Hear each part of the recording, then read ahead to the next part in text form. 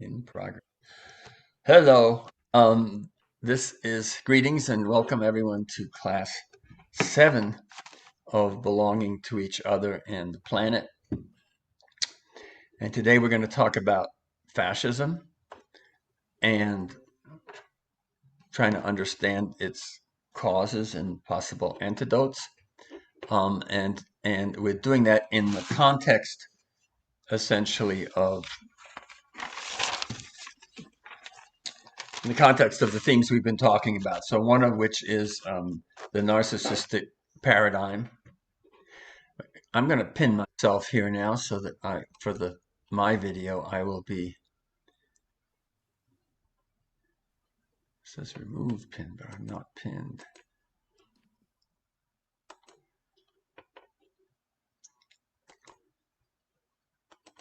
There we go.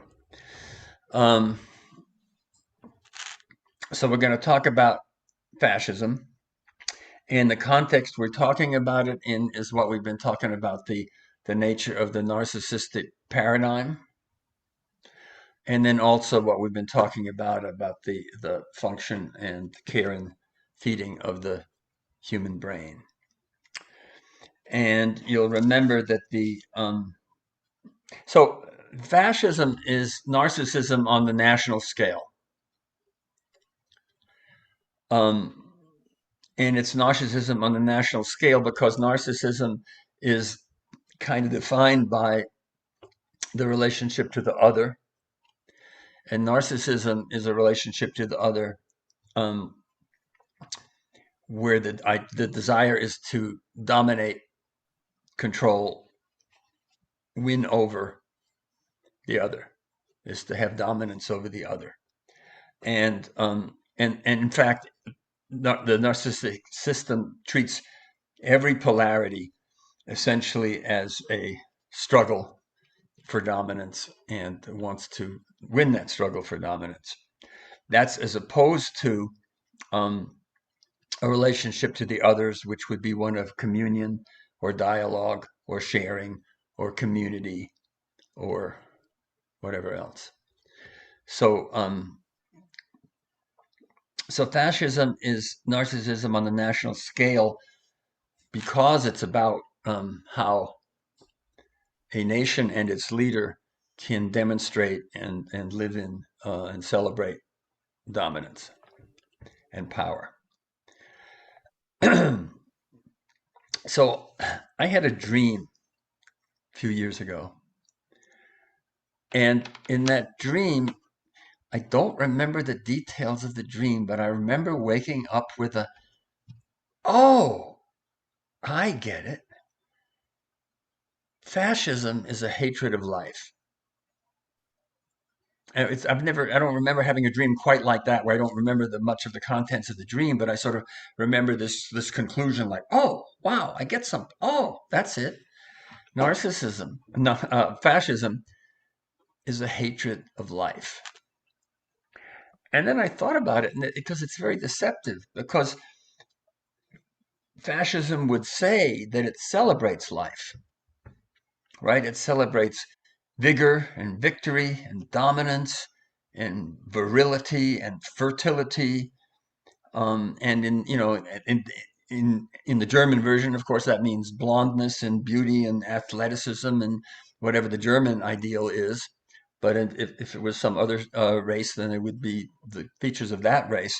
But in any case, it celebrates life. It celebrates winning. It celebrates victory, dominance, conquering, winning.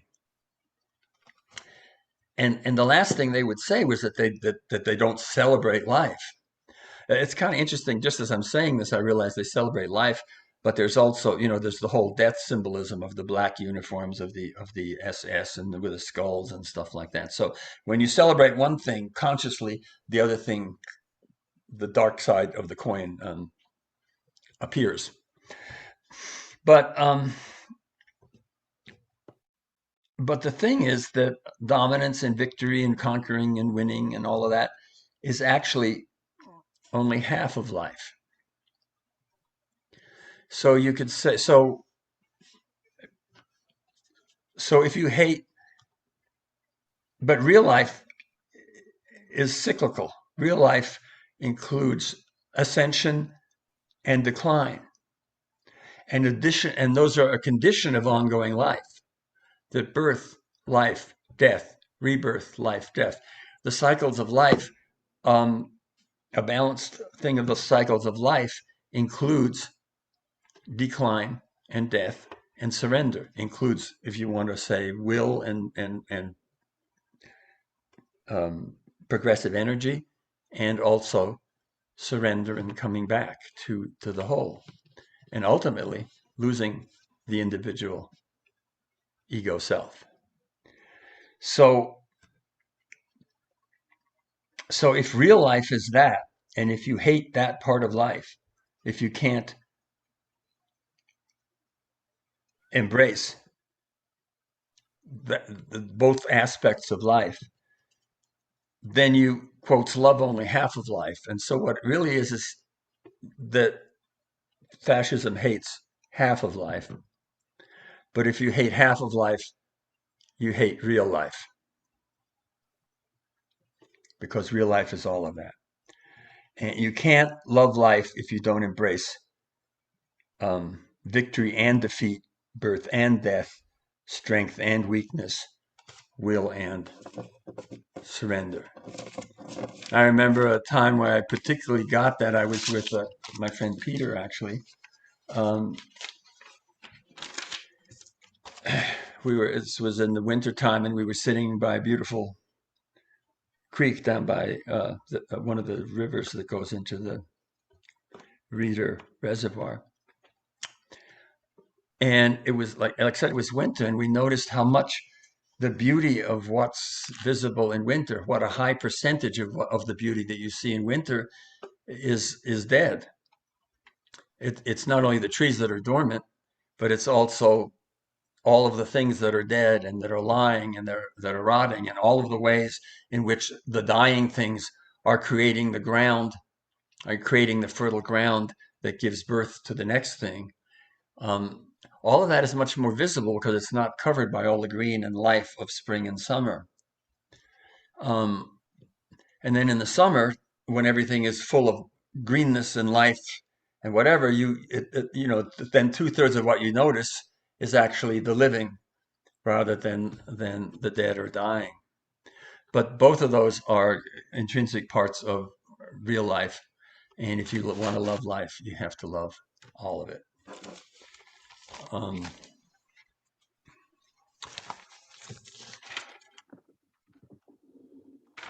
Now, interesting. Hitler's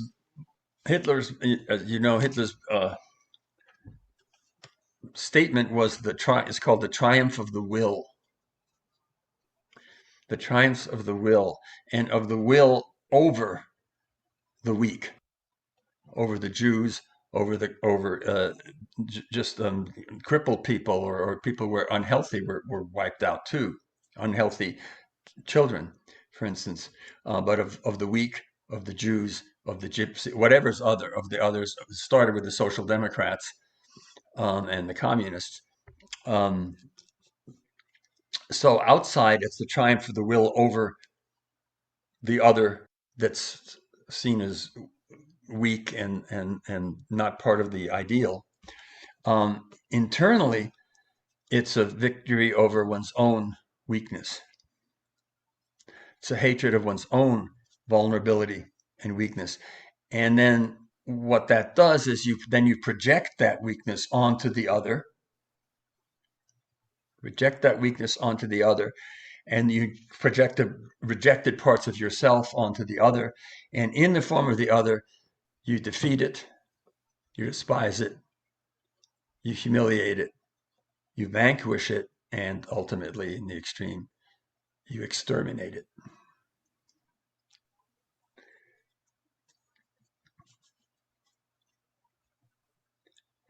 So in a sense, what you have is Hitler's inferiority and grandiosity played out on the world stage with enormous and disastrous consequences. Both his inability to accept his whole self and his the grandiose desire to project an image of himself an unwhole image of himself. Um, so I've always been fascinated.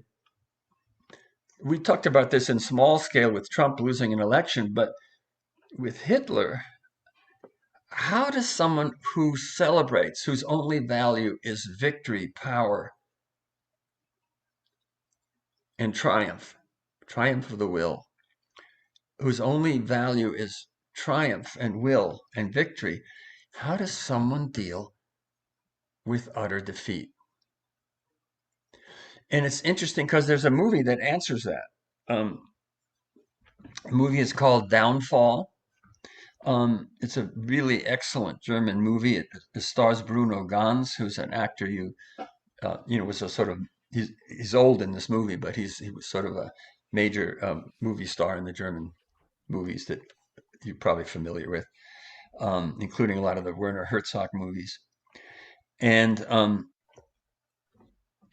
so it's a well documented movie. It's a fiction movie, but it's very well documented because it's based on interviews with secretaries, young women who were in the bunker with Hitler in the end as secretaries. They were not anti-Nazi. They sort of thought he was a father figure, but they were not particularly ideological Nazis.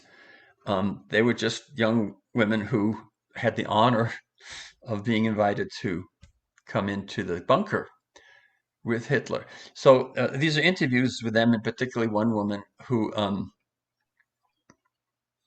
so they were there at the end with Hitler in the bunker. And the movie is based on that. So here's the thing. You cannot be more utterly defeated than Hitler, hunkering down in his bunker. The Russians are coming into the city, and above the bunker are the absolute ruins and rubble of the, what was it called? The Thousand-Year Reich, of the Thousand-Year Empire. And his people are digging through the rubble looking for food or looking for anything to feed themselves. And he's hunkered down in the bunker. And the point is, and so this is 9 years after the 1936 Nuremberg rally, which was the utter glory of German power. 9 years later, the Thousand-Year Reich is in rubbles over his head. His people are destroyed, and the Russians are coming into Berlin at the time. And the main drama of the movie is that these hardened Nazi generals keep coming down to Hitler and saying, please, we are tired of executing 80-year-old men and 11-year-old kids as deserters because they won't fight for the Russian army that's coming in with whatever weapons we're able to give them. We can't stomach this anymore. These are hardcore Nazi generals. Please, would you surrender? Please surrender so we don't have to execute these poor people. And Hitler won't do it. Hitler will not surrender. And at one point, someone comes, it's actually the architect guy, I can't remember his name right now, his architect, comes down and says, these are your people. Why won't you surrender? Can't you surrender and let them have a chance at being prisoners instead of killed either by us or them or the Russians? And Hitler says, I thought the German people were victors, were winners, were victors. And I believed in them, and I thought they were victors. And it turns out the German people are losers. The German people lost the war. I thought they were strong, and it turns out they're weak. Let them die. What's the point of keeping their bodies alive when their value as winners is lost? Their soul or spirit is lost. So this, and the guy says, but these are your people, and you led them. They let me down. Okay, the German people let Hitler down. So, I mean, there's narcissism, and there's also, I mean, there it is. You project the loser that you can't be onto the other people, and you punish it, and now you'll do it with your people, quotes your people, as well. Um, so the obvious question is why does this work? What's the appeal of fascism and of this kind of dictator? How does it work? And why don't we ever learn from it? I mean, I grew up in the, as I guess all of us here grew up in the period when we had just finally defeated fascism and the world would learn that that doesn't work.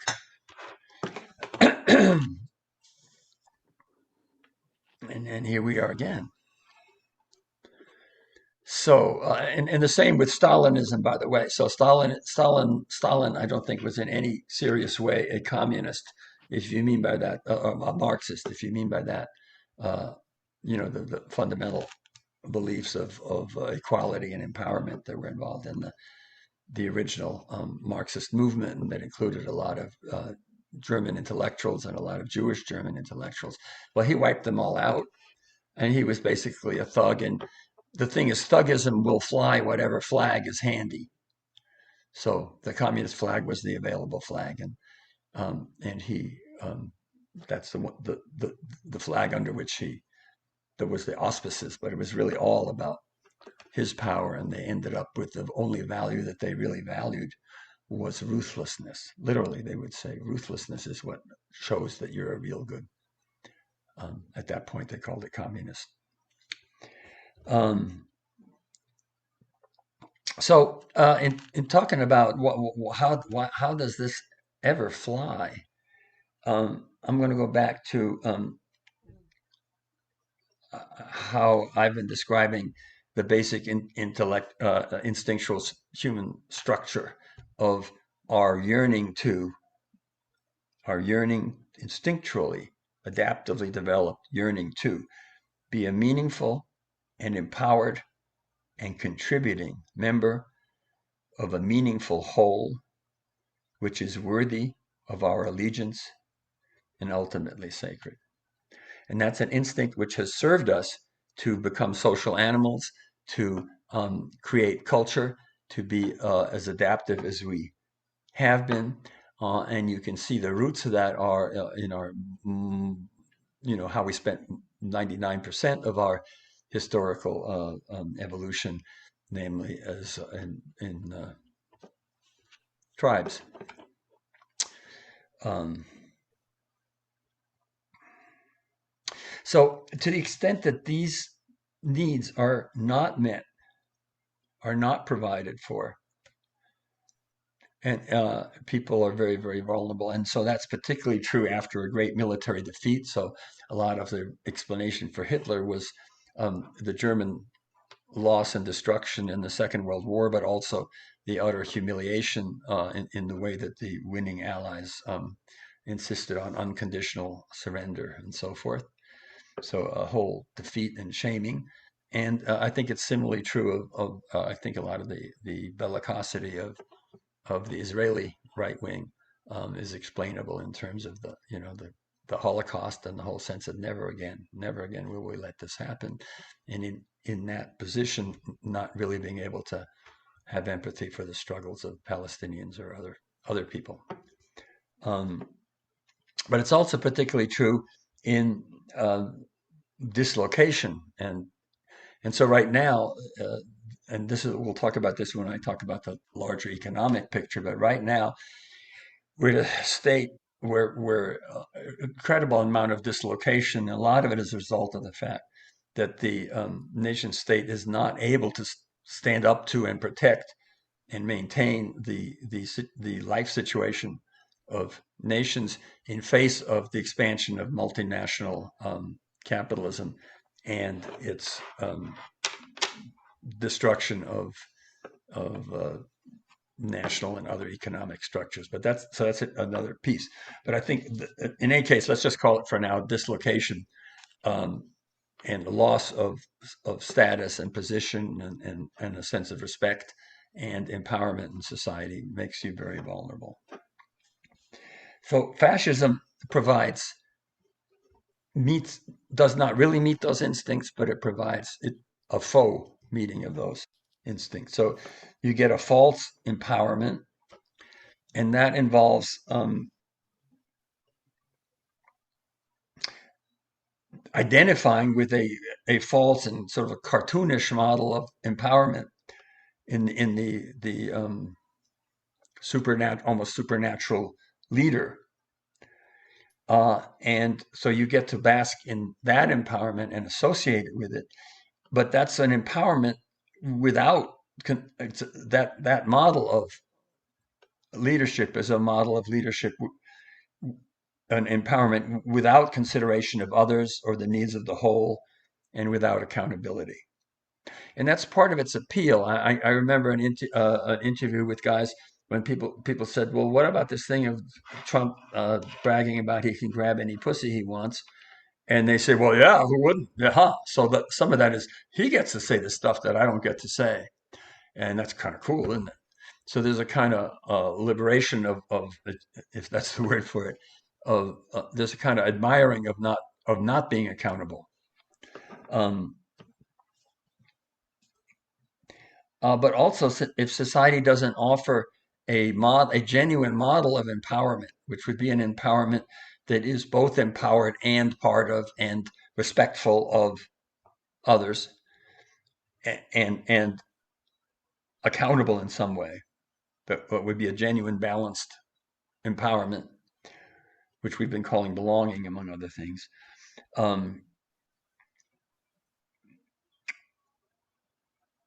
So that we don't really have an experiential model, most of us. I mean, we seek it, we look for it. Some of us have it in various degrees, but a lot of society does not get offered that experience of empowerment. And so instead, you get to bask in the glory of the great leader, which is not empowerment, because at the same time you're scared for your life if you don't do it good enough. I mean, people got arrested for not looking enthusiastic at Nazi rallies. I never heard from again. It's also a false belonging, because you're not belonging to a whole that's worthy of your allegiance, that's worthy of our allegiance. And it isn't, because it doesn't serve the general welfare. It doesn't serve the whole of society, the whole of the world. It doesn't serve nature. It doesn't serve a greater good than the glory of the leader or nation or race. And it doesn't have a healthy relationship therefore it doesn't have a healthy relationship to the sacred or to life in general. On the sacred level, it substitutes the trappings of sacredness to a real belonging to spirit, to the spirit of life, to the whole, to all of life, all of its members, and its source in nature and spirit. So you love the flag. You try and make the flag, the Nazi flag or whatever it is, a sacred symbol, but it's not really sacred.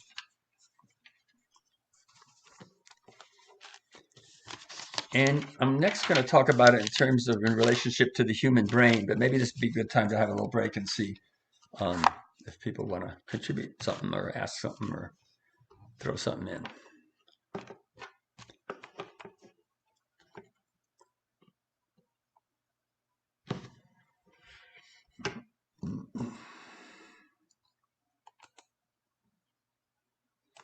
I'm going to put it on speaker view, so any one of you who speaks, at least on my screen, will be central. This is Diane. It's very interesting that Putin was, who of course is very fascist himself, claimed that the Ukrainians were fascists, of course. Yeah. And fascist just meant the enemy of Russia, I guess, in that sense. It's interesting. So he was part of the KGB of communism. He wasn't, he didn't believe in communism, or at least he doesn't now. that doesn't mean a thing to him. It was just national, the Russian Empire is what he represented and what he's trying to bring back. He even, I don't know if people know that when the communists took over from the Tsar, they said that the Russian they weren't imperialists. They didn't believe in the Russian Empire, and so actually the communists, when they came in, dissolved the Russian Empire and said that these would all be separate Soviet republics because they didn't, and that they would voluntarily become Soviet republics as part of the Russian system, but based on their own national socialist revolutions. And so they actually, it was part of the communist effort to not just take over the Tsarist empire, that the Soviet republics became separate. And Putin at one point said, "Oh, you don't like communism? Well, if you don't like communism, we're happy to take it back," meaning that the communists were the ones responsible for the dissolving of the Russian Empire. Now, once they became Stalinists, that was fake because the Russian Empire, those countries were, enslaved. Were not free nations. But it was the original idea of the Communist Revolution was that those would be free and voluntary socialist governments, as they hoped, Europe and the developed countries would become too, which didn't happen. Anybody else want to throw something in here? Okay. So I'm going to talk about it in the context of the human brain and psyche. So we talked last time about the relationship between the reptilian brainstem, which is sort of the basic functions of the body, but also a place for the fight or flight. The limbic emotional system, which includes the mammalian part, which is about bonding and attachment and love and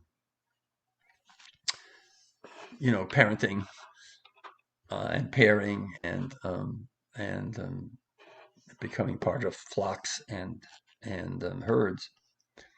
The PFC, the prefrontal cortex, which is the most human front part of the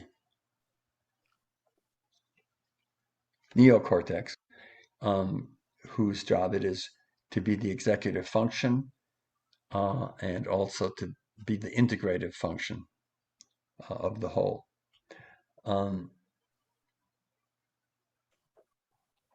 So and we talked about the relationship between those parts. Now, fascism.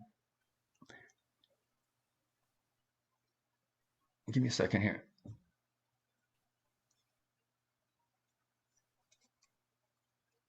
So fascism internally mirrors the external social structure in the sense that the will is supposed to dominate the emotions and the physical body. The will, it celebrates and elevates the will, and by that, the will, they mean the planning and goal setting aspect of the PFC, not the integrative function of the PFC, not the part that would listen to, care about, care for, integrate and support the whole of the human being.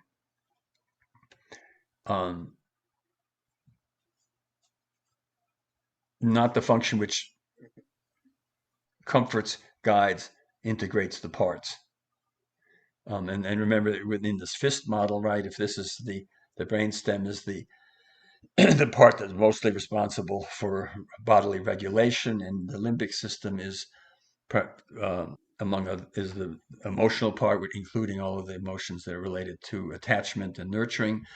And then what I liked about that model is then the PFC's job is to coordinate, protect, integrate, care about those functions.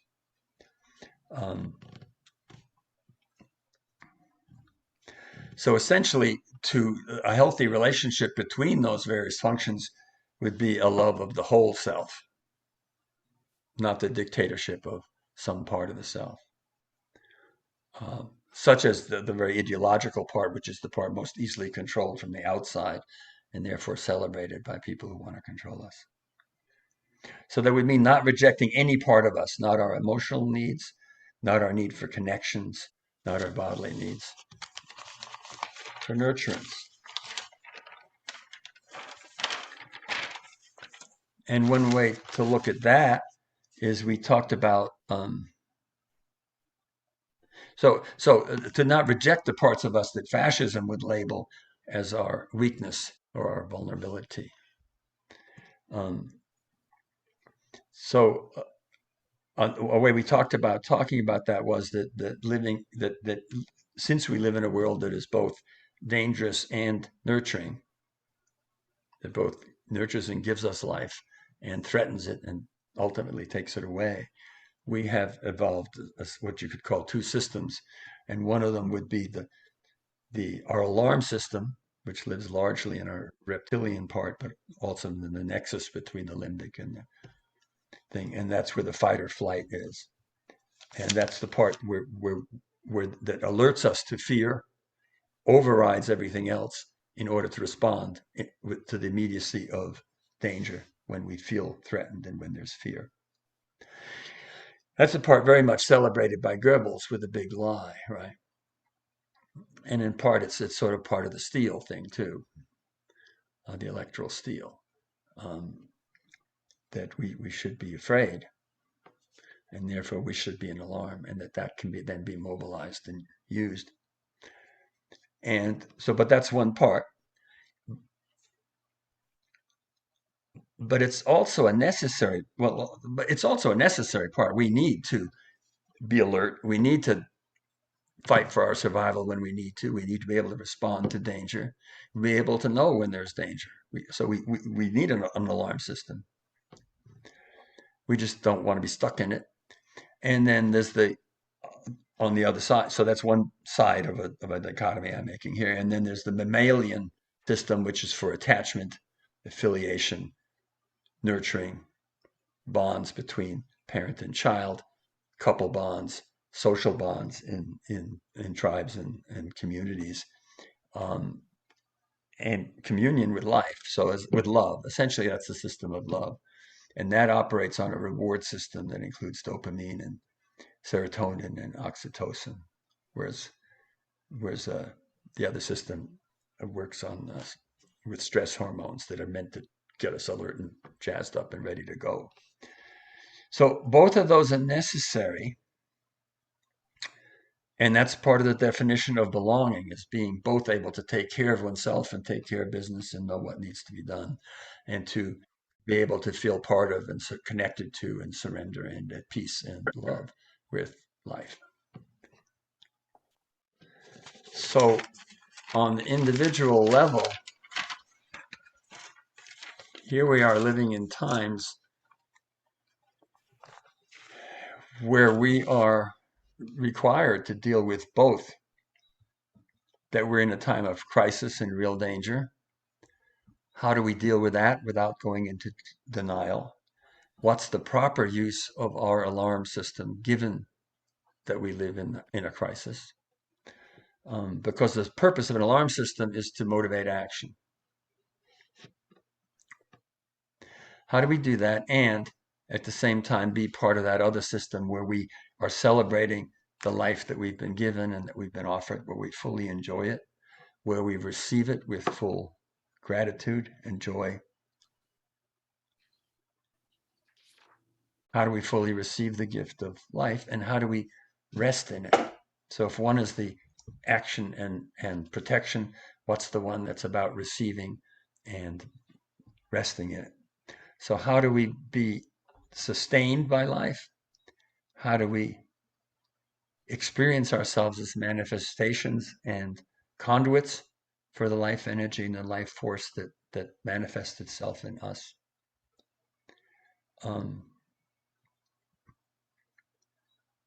And I think so. Part of why the sort of experiential part why I've sort of been trying to put together the experiential and the intellectual part is that I think so. I grew up at a time in the '60s and early '70s movement when the whole deal, a lot of our slogans, my slogans, were struggle, fighting for the struggle, finding the energy to struggle, the struggle over everything else, to not compromise the struggle. And there's a way in which I think when we thought we were supposed to struggle in spite of our finding peace and joy in our lives, that led to burnout, and it led to some extreme, some like the weathermen, and some extremism among people who started in a different place, in a better place. And so the idea that rather than us having to, in spite of ourselves, manifest and create the energy, the will to struggle and make things better, and to sacrifice ourselves for it, I'm saying that's not sustainable. How do we struggle where rather than creating the energy ourselves, we allow ourselves to be grateful for and buoyed by and become conduits for the life energy itself. So we are energized by it, and we get to live in the joy and beauty of it, so that we are not rejecting the gift that we are supposedly fighting for when we fight for, the life of the planet.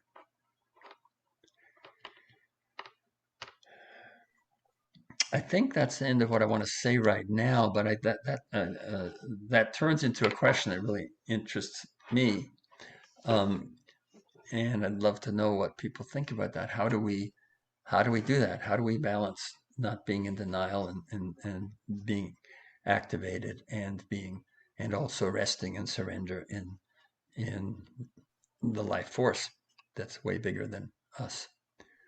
How do we maneuver that? And we led into that a little bit last time we talked about that, and people said some really wonderful stuff about how, particularly when they're doing art, there's some kind of a unity that happens. And so anyway, I'd just like to follow up on that conversation. And I'm going to switch my screen to gallery view.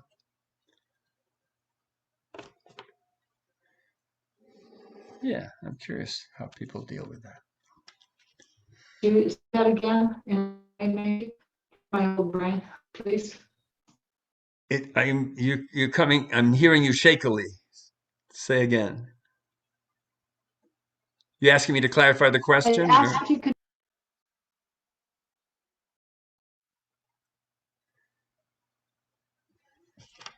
So we've lost you for now, Sean.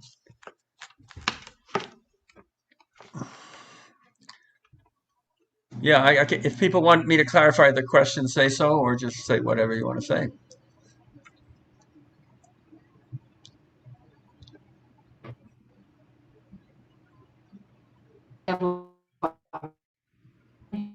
And do unmute yourself if you are talking. Hello.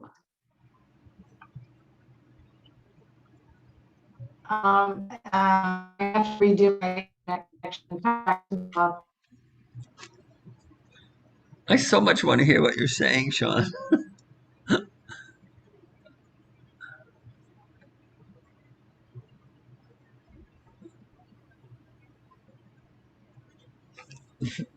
I see people's mouths moving, but I think it's because you're eating.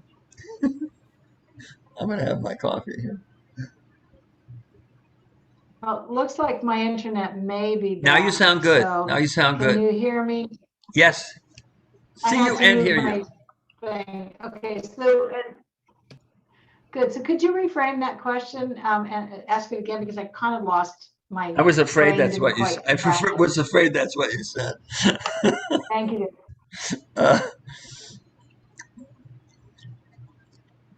I'm talking about how do we balance, one way of conceptualizing, how do we balance our alarm system that we need, whose job it is to move us to action and to be aware of danger with our affiliative system, which is about being part of and joining and being sourced by life. In short, which was a way of saying, how do we live in joy and take care of business?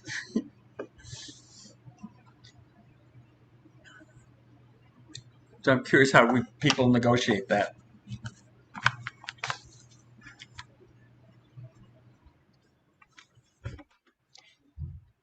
Well, I'll jump in. On a very practical level, I watch my language because I find in times of stress or, if I've had the news on or I've been through 2 years of Trump elections or whatever, COVID, that I can start using words that in fact would turn on that trauma, flight, fright, all those kinds of systems. So for me, what I literally start thinking, I try never to use always, never, everybody, nobody. It's awful, it's terrible, it's horrible, all those words that tend to alienate me and separate the worlds into camps, to make situations worse than what they are. Because if you think of something as horrible and terrible and monstrous, you tend to be a little bit more, for me at least, tend to be less logical and more reactive. So I go back to just checking my language first. And then as I do that, sometimes I'll giggle because I go, oh crap, I'm in that always, never, black, white thinking and stuff. So that's my first technique. Wonderful. And fascinating, because I don't watch my language very much. It's interesting using that as the door to the psychological state you want to be in. Very cool. Sharon. The adrenal glands sit on top of the kidneys, and they're the fight and flight place. I mean, you're talking about fight and flight. Yeah. That's where it comes from, the adrenal glands on the kidneys. Yeah. When you get that feeling, you got to get away or whatever it is. Mm-hmm. I mean, that's how I see that. Yeah. That's my opinion.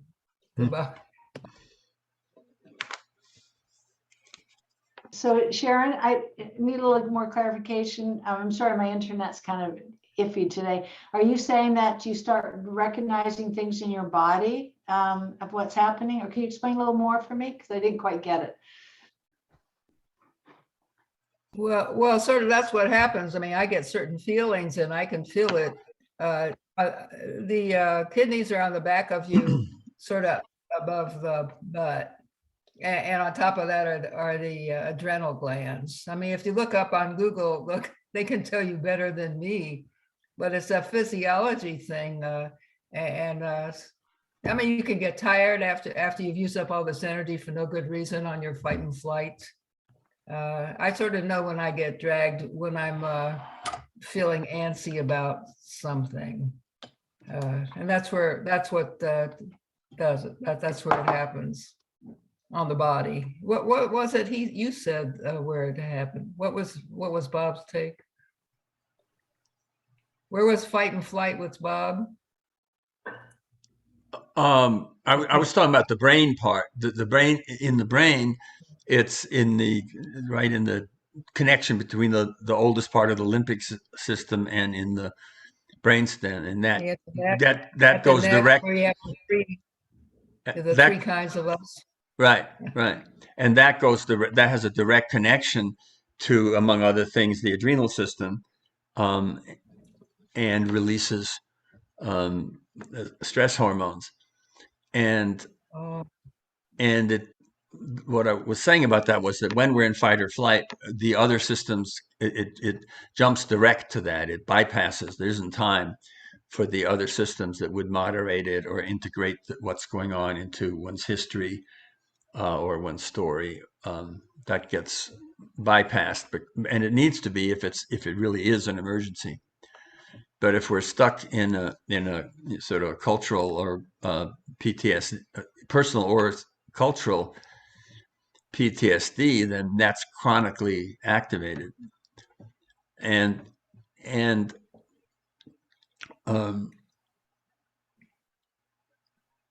it's chronically activated, and then you have an emotional response that is not embedded in any of the moderating functions of the whole person, such as including the PFC, that makes it part of a story, that makes sense of it, that puts it in context, and that allows you to soothe yourself and to say, to make a distinction, to say, go, this is a loud noise and it's pretty scary. A firecracker just went off, but guess what? I'm not in Vietnam anymore. And, to know that rather than. It seems to me it's people that usually bother me, and then I get the fight and flight, but that can really drain a person. It's better to feel cheery. It's better for the body, at least better for mine. Yeah. Or a good night's sleep, or a nice conversation. Like I was feeling really out of it, and I had this computer fixed after a week, and the man was very nice and didn't charge me very much. And after he left, I'm feeling really good. First, the computer's working, and he was very amiable about everything, and he fixed it, because I thought I was on going to have suicide, because I was so upset I wouldn't be able to have a computer and take my Holly classes. And nobody was going to be able to fix it. I thought it was a big problem, but within 5 minutes he had it fixed, which was remarkable. So what I'm hearing is something went wrong. It seemed like a major emergency, and primarily because it cut you off, right? Right.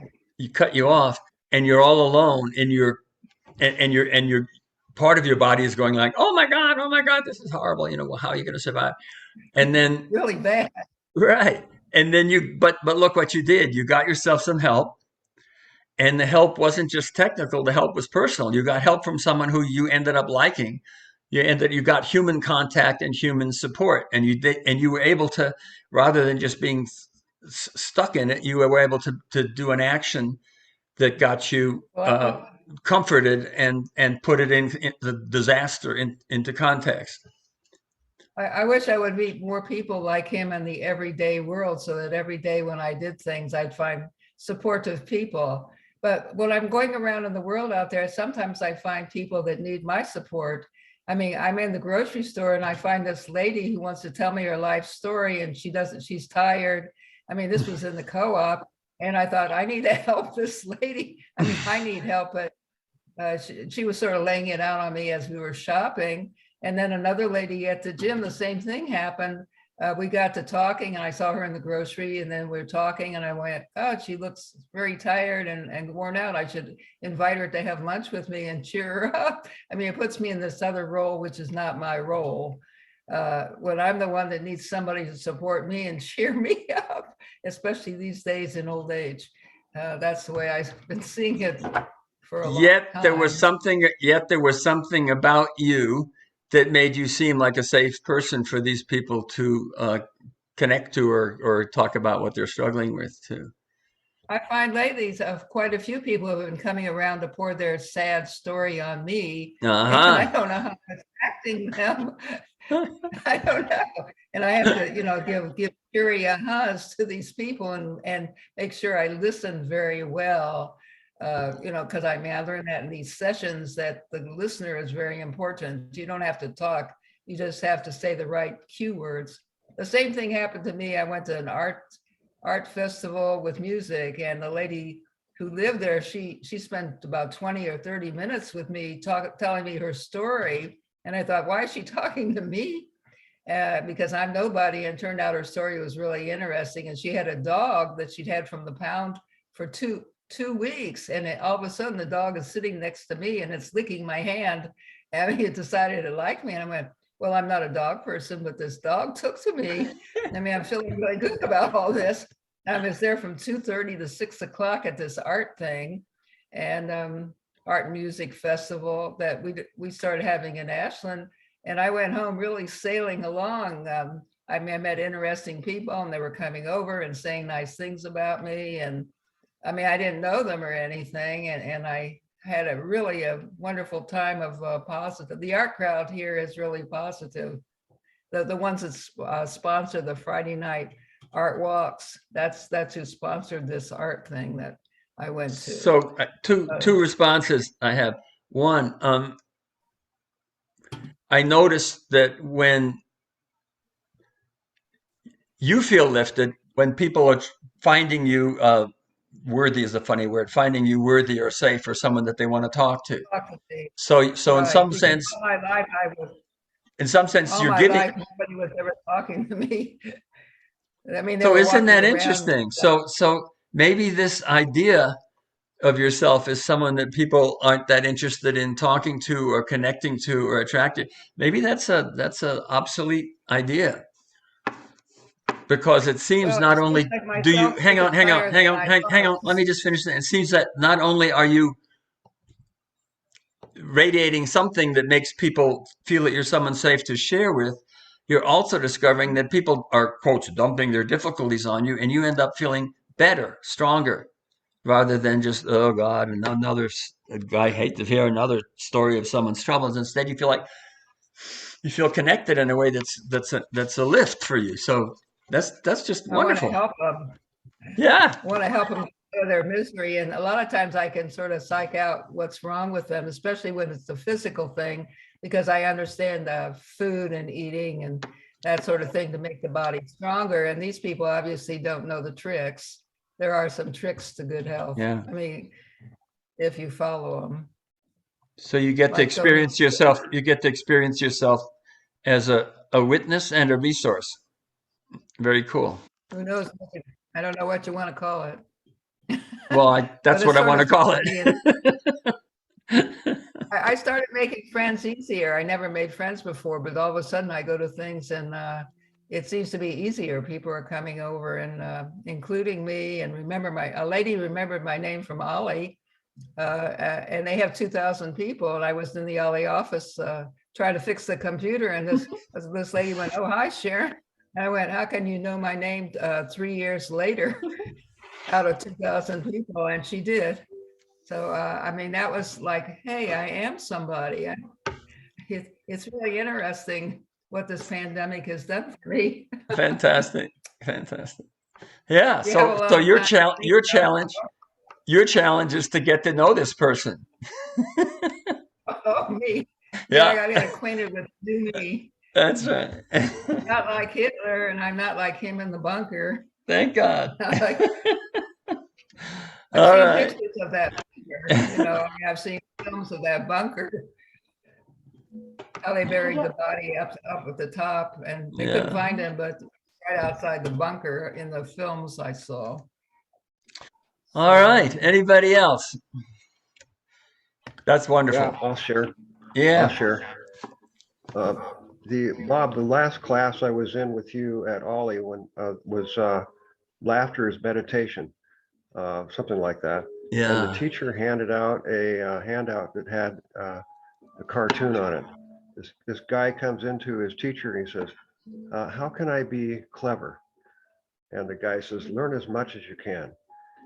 And then he comes back later and he says, "How can I be wise?" He said, "Unlearn as much as you can." So I think that's kind of where we're at, is unlearning all this stuff that we've been taught that doesn't work. Yeah. So I use that in domestic violence classes that I teach, in being able to recognize physiologically when you're beginning to get upset and about to do something that you wish you wouldn't do. Yeah. So it's just taking a pause, which has become the most important thing for these men to recognize, that they can take a pause when they're moving off in a direction that's not going to be helpful. That is so hard to do, though. That's so, for me, that's really hard. Tell me how you teach that. Okay. So when I look at the word pause, it's A-P-A-U-S-E, and I realize that there's other kinds of awe too. One of them is A-W, ah, like, this is not going the way I want it to go, and this is somebody else's fault. And no, actually, it's A-H next, is ah, this is, it's okay that it's not going the way I want it to go. And I'm responsible for what's going on with me. I'm the way I feel. So, AWE, I see, I could do this. It's just kind of like changing the program, changing the channel. And then most of the time don't have to do anything, just feel like we have to do something. So that's really the one thing that the guys in group really connect with. In fact, one guy, I was explaining that one day, and he said, hey, Terry, you are the Wizard of Oz. And I thought,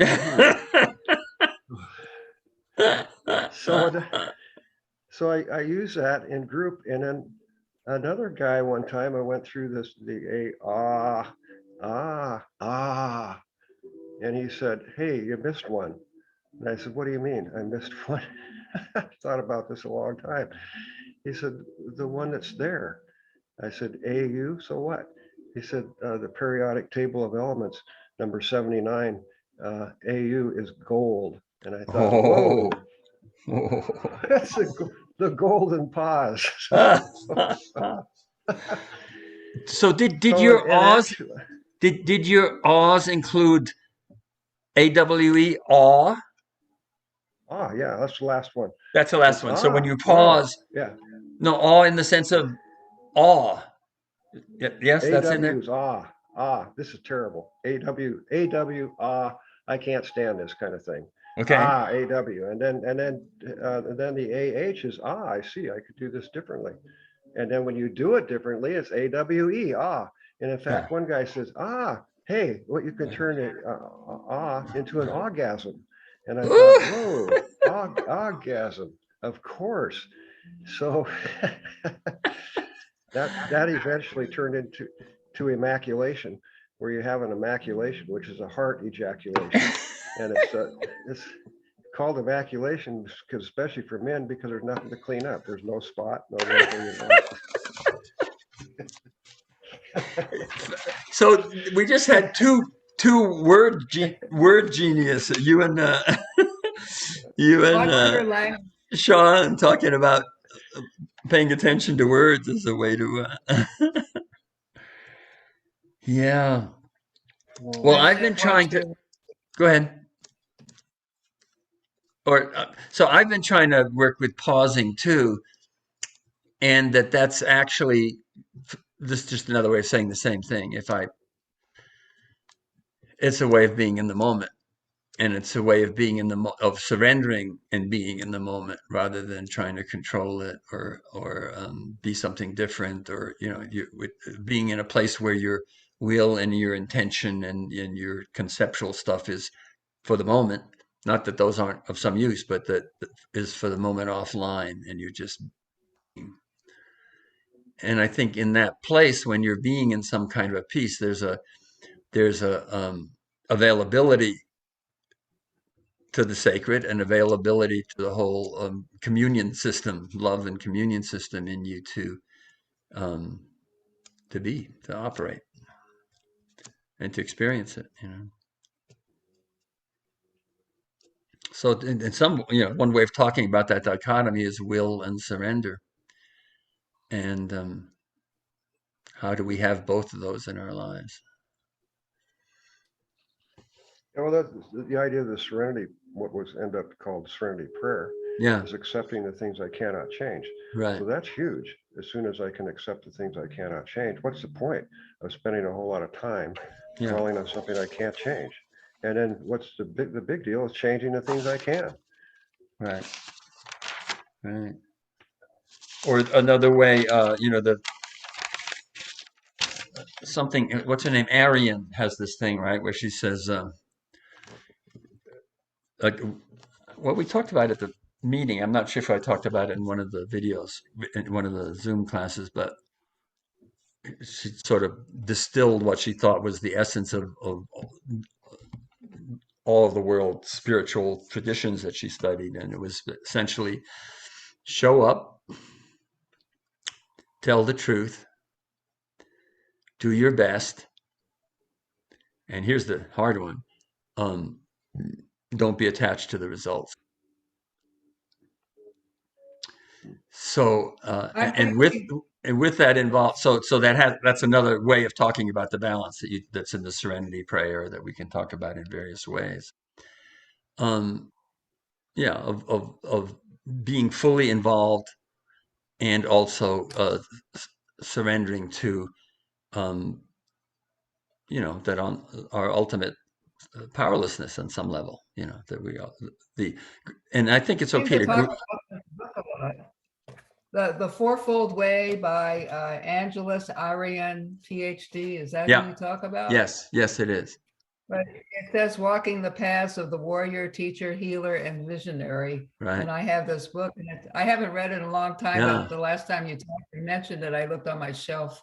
Yeah, So maybe there it was. people are interested in the book. Yeah. I kept it, so it must be good. It came from a personality class.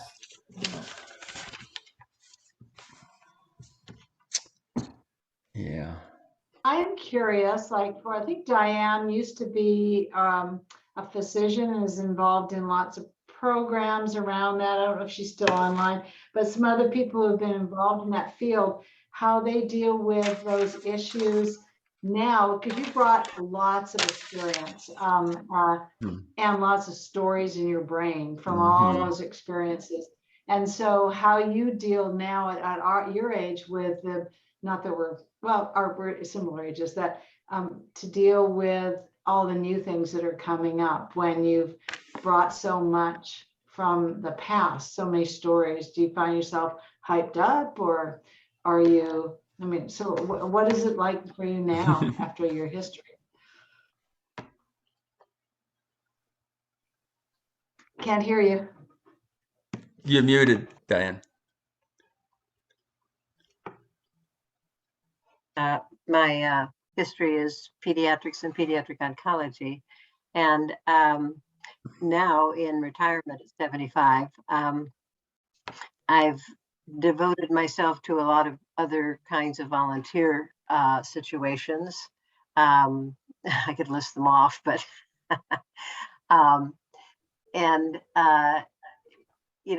my personal goals have always been service. And so most of the boards that I'm on involve that, most in healthcare and children. So the training that I've had in medicine has allowed me to be able to voluntarily quiet my alarm system for the most part. And hopefully think rationally in many situations that anxiety would invoke for many people that haven't gone through a few hundred cardiac arrests and whatever else. Yeah. So, I guess it also depends on situations and issues. So, if that helps. So do you have any, for example, you said some of the training that you've had, is there like techniques, or is that a thought process, or what is your go-to? Are you talking about quieting anxiety, or are you talking about tell me more specifically what you're asking? Well, I'm thinking in terms of, it could be quieting anxiety or bringing yourself back into the rational state. I know obviously being of service, you've got a goal with it, but is there times when you go, okay, I need to do this because I'm feeling it? Because it's been a pretty tough couple of years. Trying to maintain priorities, trying to say what really counts, as opposed to letting the little things bother me, if you want to say it that way. I do, I still go through the chatter in my head, and I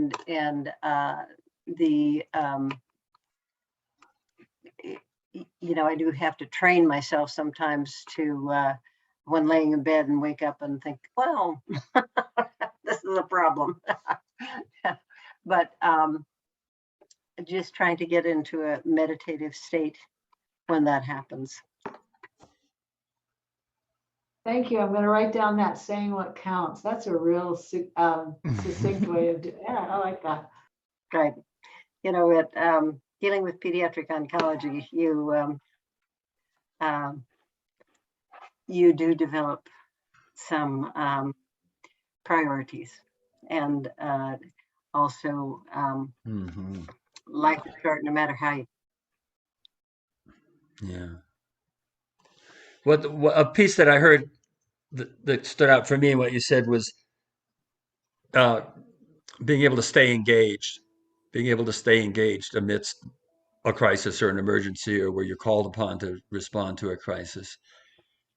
And the tools you have to quiet yourself enough to stay engaged, which is neither to be, zoned out nor to be focused in an anxious way. Right. There's I don't remember if I've said this in this class, but a formative experience for me early in my training as a psychotherapist was there was this thing called authentic movement. I still do this and would like to do some more of it, but it's called authentic movement. And in that, the format, I'm just telling enough about the formats so my story makes some sense. People move with their eyes closed, just following whatever wants to happen in their movement. So that's one form of meditation. It's a movement meditation, and which we've practiced. I've recommended doing, and maybe we'll get a chance to do more of. But you just see, if you just let your tune in and see what movement wants to happen, where the movement is moving you rather than some idea of how you want to move. And so there's witnesses, a circle of witnesses, and a circle of movers. But this little story is just about the fact that, I was in a group, we did this for 6 years, and we did it 4 times a year. We'd spend a week together. And at one point, well into this process, so I'm in a circle, and one of the women who I had enormous respect for sits right in front of me and howls the pain of the world. And one of the things you get in this way of working is you get it, that someone is carrying the sorrow, someone is carrying the joy, someone is carrying the grace, someone is carrying, that it's not personal in that sense. But she was right in front of me and just howling the pain of the world. And in that system, you don't know. Her eyes were closed. Did she know that she was right in front of me or not? Was there a reason she was right in front of me or not? Did she unconsciously know it? Was it synchronistic? Whatever you do with it, but right in front of me. And here's the piece though.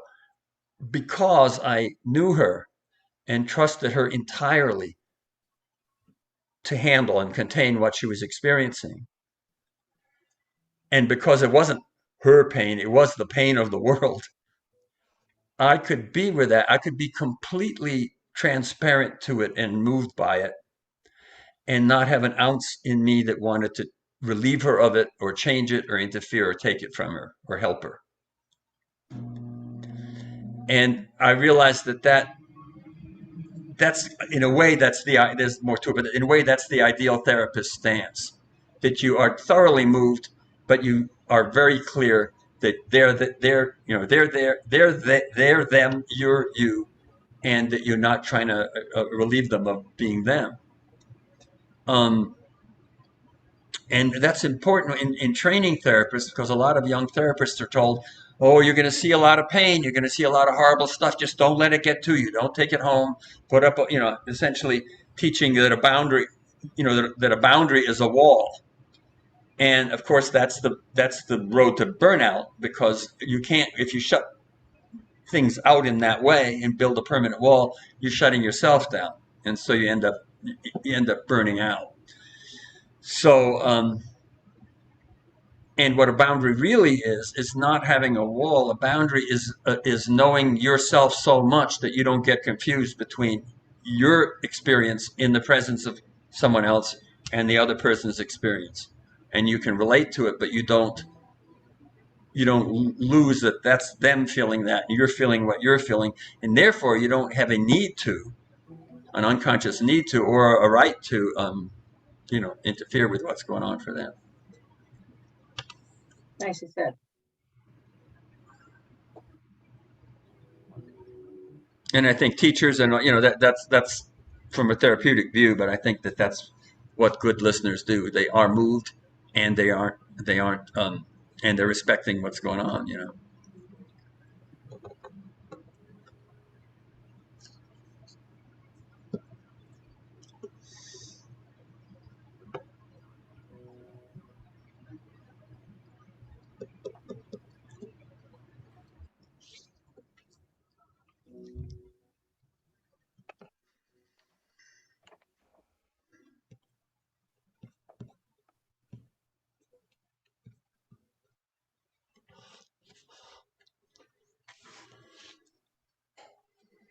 So it's also true that there's times when I just plain have to say, I don't want to be in denial, but there's also, I mean, the other day, my family was listening to a thing about the dying of the world's coral, and they were listening to it, and I was upstairs, and I was going, I can't hear this, right now, this afternoon, this evening, no, I just can't do it. So I think it's perfectly, going into denial or distraction is perfectly fine as long as you don't decide to spend the rest of your life there. You have to titrate it.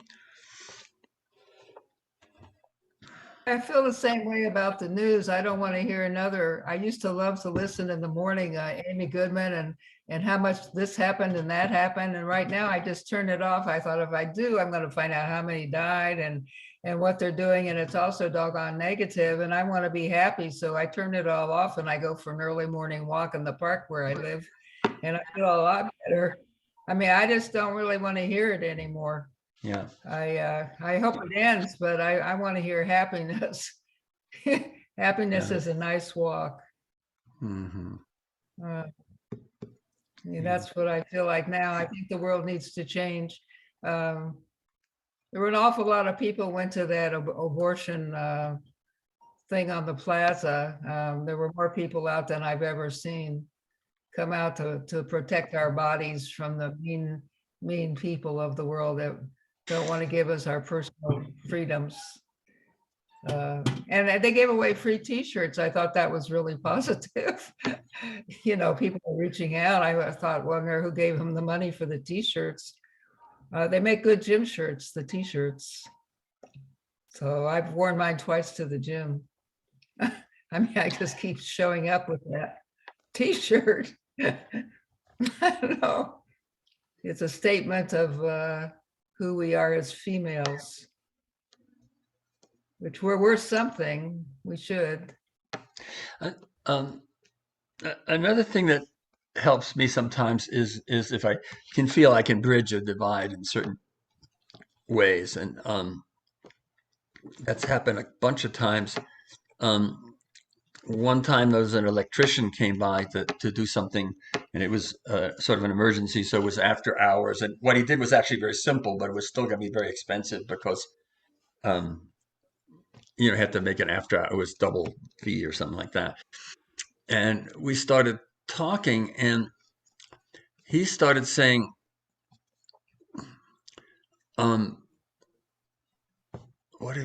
he was saying that he said he didn't like this Black Lives Matter thing because white lives matter too, that it was divisive, Black Lives Matter. And also that he didn't want to hear basketball players who were millionaires about their politics. He wanted to watch them play basketball. He didn't want to hear their opinions. But it was because he would, what was interesting was because he thinks we should all be together. We shouldn't be divided. We should be not separated. And I said, well, that's really interesting. To me, it seems like Black Lives Matter is a pretty modest demand, slogan. Our lives matter, not we're better than or we deserve more. And when they're supposed to go, Black Lives Matter too, what do you? Why hear it that way? And also, and I said, and to me, the fact that these black millionaires are not just saying, well, I made my million, I don't care, but are still speaking up for and connected with their community and want things better for their community, for people who are not going to be millionaires and great athletes. I thought that was pretty cool. Anyway, the conversation sort of moved on. But what was interesting was that those opinions that were, essentially repugnant to me did not come from with this guy. I'm not saying everybody. This was not one of those fanatic true believers, but that it came from his thinking that people should just be together and nice with each other, and he had a Christian view of that, which was not a particularly dogmatic one either. That Christ wanted us to love each other, and why are these people making trouble? Anyway, it was a long. We ended up talking for an hour and 15 minutes, I think, out by my truck by the doorway. At the end, he said, I like you so much, I'm not going to charge you for this. And I had a similar conversation with another guy who was a plumber who came by. And anyway, what the thing is, there was a joy on both sides in talking openly about this stuff and about differences in a respectful way. There was just a basic joy. These guys had all both voted for Trump. And just discovering that, these are decent people. That doesn't mean the most fanatic Trumpites are decent people. I might have trouble granting that. But making that connection, but even more noticing that people were hungry for having amiable, amicable conversations about these issues. We're kind of hungry for it. It was very cool. I just jump in and say a thing. The computer guy that came today charged me for 30 minutes and not for an hour, but he came from Medford. I mean, he should charge me an hour minimum, but I guess he felt that he didn't want to. I mean, I could afford the hour. So, I mean, the same thing sort of happened to me. We were having nice conversations and I only got charged less. But I mean, I didn't want to try to get anything. Oh, well, okay. Who is this person you're discovering, Sharon? He's the guy that fixes my computer. No, I'm talking about you. I'm talking about you, this person that people want to talk to and share with and give things to. Well, I did. I mean, because I told him I felt suicidal because I didn't think anybody was going to come and fix the computer. Oh, I just lost you. My Zoom took my face away. Well, we see you. I see you and hear you. You see me? I see and hear you. Well, that's I had to join in again. Yeah. Oh, there I am. I don't know. Maybe my computer, it's just funny things. Maybe it didn't like me saying that it got fixed, so it's unfixed. They talk to you, these computers. I mean, the people that hide in the back. Oh, well, I mean, that's gruesome. I'm sorry. A little paranoid. Oh, well. But I believe there's something wrong with this computer. I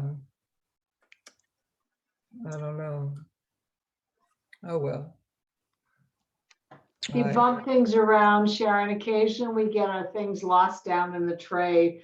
When I learned what a tray was, these are languages I'd never intended to learn in the first place. So, I'm sorry, I need to go to an appointment, everybody. So thank you for another great conversation, and I'd like to see you again. Talk to you later. Bye. All right. Well, so on the question of meeting outside of class, given stuff going on for me, I'm likely to go to it, but I'm not going to initiate organizing something like that. Only one person came to the last one, which was fine. I had a lovely conversation with that person. But I'm going to leave it at this point. After the class, maybe I might offer something. But at this point, if people want to initiate something, start a chain. You can if you use any of my invites, it'll have everybody on it. It won't show it because it's BCC. But if you do reply all on any one of those, you can start a chain. And if people reply to that and reply to that, it would be possible to organize a time. I will say something about that. It was a very busy day out there. I think that's when the day I went to the art and music festival. Yeah, yeah. And there were 3 things going on in Ashland that people can't do everything. Yeah. That's why I didn't. Yeah. It was a wrong day. Yeah. Or the And weather wasn't if the good. chain start, that's fine. If a chain starts, I can pitch in exact if there's any confusion about how to get, where to meet in the park. And also if we need to reserve a backup room in case of weather, I can pitch in on that, but I'm not going to initiate at this point. We could do a small sort of centering meditation thing. It'll be pretty much what I've been doing. Or wind it down. What people like to do.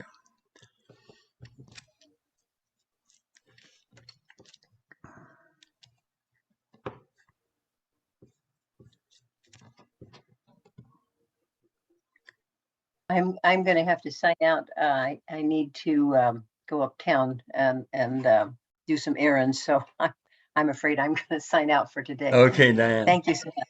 Thanks for being here. You're welcome. Thank I you. think I'll go too, because I have a second activity. Okay. After you. All right. I'm glad I could make it today because I didn't know I'd have a computer, but I'm glad I came. It's always fun to get a different slant on life from coming to things like this. Good. I mean, that's what I call a psychological slant. Yeah. Okay, bye. Bye-bye. Okay. Terry, anything you want to say? You're the only visible person right now for my picture. No, nothing I want to say. Thanks. All right. So I'm going to close the session and see you next week. Bye-bye. All right. Thanks, Bob. Yeah. See you then. Yeah.